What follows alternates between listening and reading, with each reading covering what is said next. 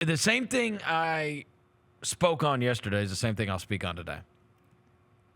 The best thing that can happen is what took place over the course of the last 2 games, and you split those. And I'm talking about best thing that can happen in reference to Jaren Jackson Jr.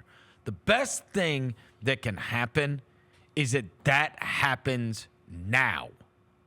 And it happened prior to the All-Star break, where you've got 30 games now. And I will hope that treatment does start to continue as they return from said All-Star break. He was living in a different world. And this is the maturation of a real star in the league. This is what happens. Now, and I said this yesterday.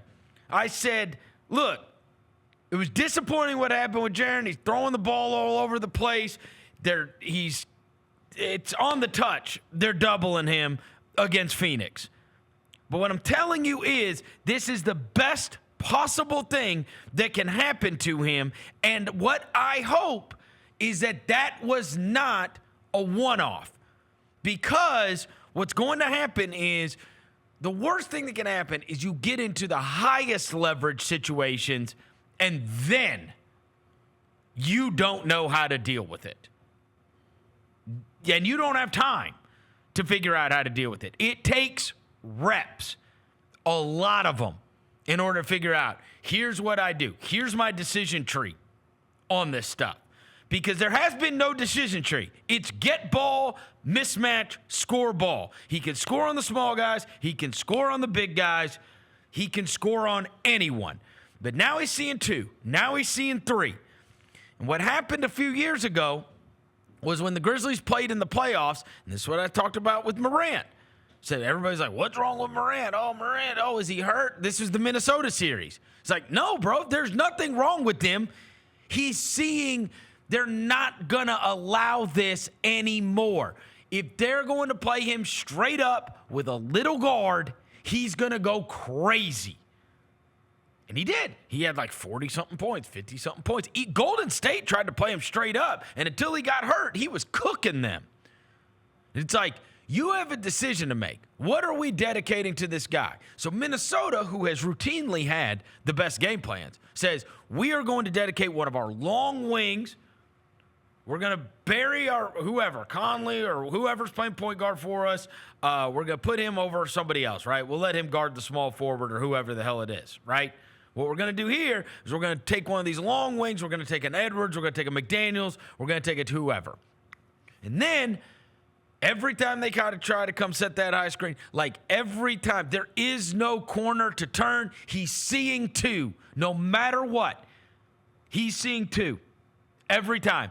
And Utah, the first year in the playoffs, didn't work. Because what they did was they said, he's seeing 2, but 2's at the rim. And he didn't care about Rudy Gobert. So he's just driving, stopping up short, finishing. Going straight to the basket. Like he had one where he almost scored 50 points and like all of them were in the paint.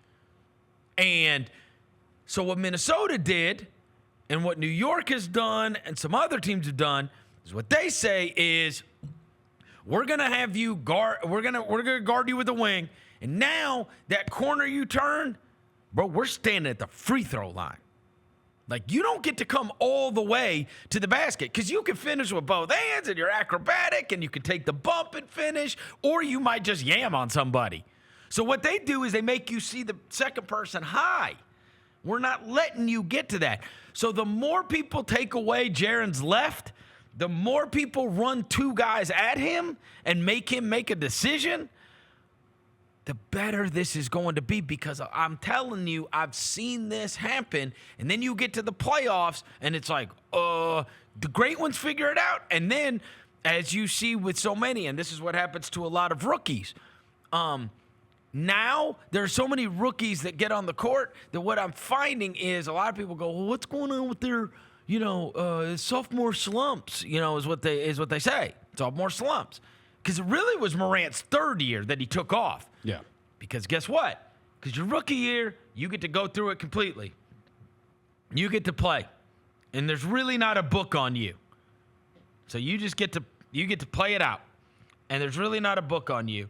And then by the time you come back to that second year, they're like, don't let him do this, don't let him do this, don't let him do this. And now the ones that have long careers, the ones that become stars, the ones that become superstars, they don't get blockaded by that. They figure it out.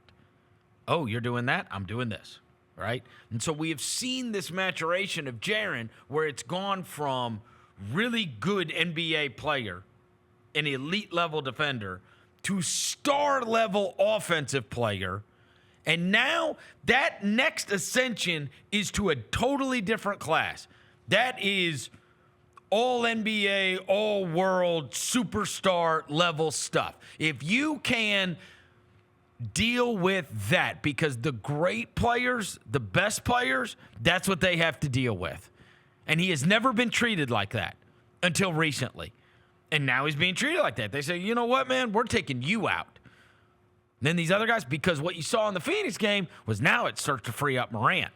If I'm dedicating 2 to you, I can't always dedicate 2 to him, right? That's how you become the team that you can eventually become, because people sell out on Morant, and it has had great benefit to the others. And if they start selling out on Jaren, now we're going to get the old Ja back.